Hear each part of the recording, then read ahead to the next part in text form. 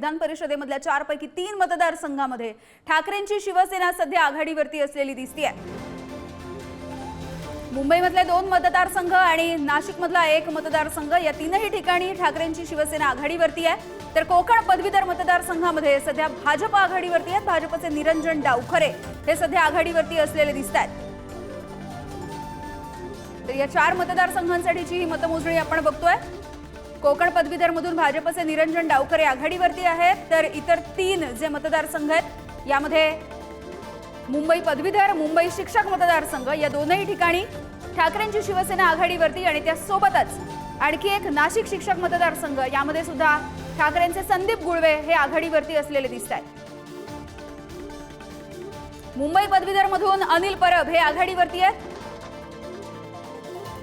मुंबई शिक्षक मतदारसंघामधून ठाकरेंचे अभ्यंकर आघाडीवरती आहेत आणि नाशिकमधून ठाकरेंच्या शिवसेनेचे संदीप गुळवे आघाडीवरती आहेत। ठाकरेंचे 3 शिलेदार विधान परिषदेमधल्या या जागांवरती आघाडीवरती असलेले दिसतात आणि कोकण पदवीधर मतदारसंघाची निवडणूक पार पडलेली आहे। मतमोजणी सध्या सुरू आहे आणि भाजपचे निरंजन डावखरे हे आघाडीवरती आहेत कोकण पदवीधर आणि ठाकरेंचे 3ही उमेदवार आघाडीवरती असल्यामुळे ठाकरेंची शिवसेना जल्लोष करताना दिसतेय। थेट मतमोजणी केंद्राबाहेरची दृश्य आपण बघतोय।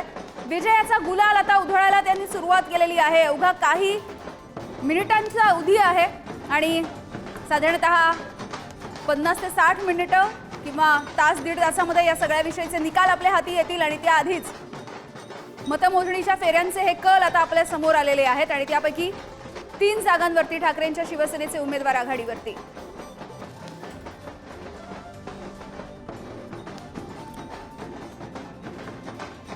आणि या सगळ्याविषयी बोलूयात। आमच्या प्रतिनिधी शिल्पा नरवडे याविषयीची अधिकची अपडेट देतील। शिल्पा, आपण बघतोय मुंबईमधले 2 मतदारसंघ, नाशिकमधला 1 मतदारसंघ, या तीनही मतदारसंघामध्ये ठाकरेंचे शिलेदार, ठाकरेंचे जे उमेदवार होते ते आघाडीवरती आणि कोकण पदवीधर मतदारसंघामध्ये भाजपचे निरंजन डावखरे हे सध्या पुढे आहेत।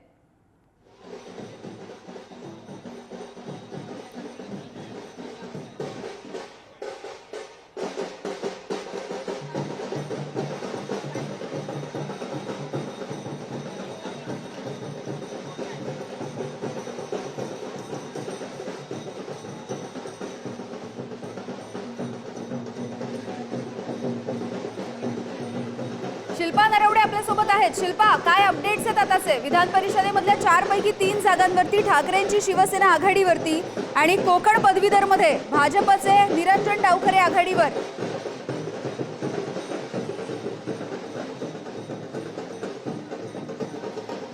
नक्कीच यामिनी आज आपण पाहिलेला आहे कोकण पदवीधर मतदारसंघ असेल तसेच शिक्षक मतदारसंघ असेल या तिन्ही मतदारसंघाचा रिझल्ट लागलेला आहे आणि अधिकृत मात्र घोषणा झालेली नाही। मात्र या तिन्ही ठिकाणी ठाकरेंच्या महाविकास आघाडीचे उमेदवार आपल्याला आघाडीवर असलेले पाहायला मिळत आहे। अधिकृत घोषणा झालेली नसली तरी कार्यकर्त्यांमध्ये जल्लोष आहे, गुलालाची उधळण होत आहे, फटाक्यांची आतिषबाजी पाहायला मिळत आहे। तसेच महायुतीचे उमेदवार जे आहेत निरंजन डावखरे ते देखील आघाडीवर आहे आणि आता जो नवी मुंबई शहरामध्ये पाहायला मिळत आहे तो जल्लोष आहे महाविकास आघाडीच्या कार्यकर्त्यांमध्ये। तसेच इथं कार्यकर्ते जमलेले आहेत आणि 4 पैकी 3 जागांवर हे आघाडीवर आहेत, त्यामुळे कार्यकर्त्यांमध्ये प्रचंड प्रमाणात उत्साहाचे वातावरण पाहायला मिळत आहे। हा जल्लोष जो आहे फटाक्यांची आतिषबाजी उधळत गद्दारांना आम्ही धडा शिकवलेला आहे अशी कार्यकर्त्यांची भावना आहे। आम्हाला सक्षम उमेदवार हवा होता आणि तोच उमेदवार आम्ही निवडून देण्याचं काम केलेलं आहे। येणाऱ्या काळामध्ये देखील भाजपला असाच धडा शिकवणार असल्याचं महाविकास आघाडीच्या जे कार्यकर्ते आहेत त्यांच्याकडून सांगण्यात येत आहे। अनिल परब हे प्रचंड मतांनी आघाडीवर असल्याला मिळत आहे। अधिकृत घोषणा झालेली नसली तरी कार्यकर्त्यांमध्ये प्रचंड उत्साहाचे वातावरण सध्या मतमोजणीच्या केंद्राच्या बाहेर पाहायला मिळत आहे। आम्ही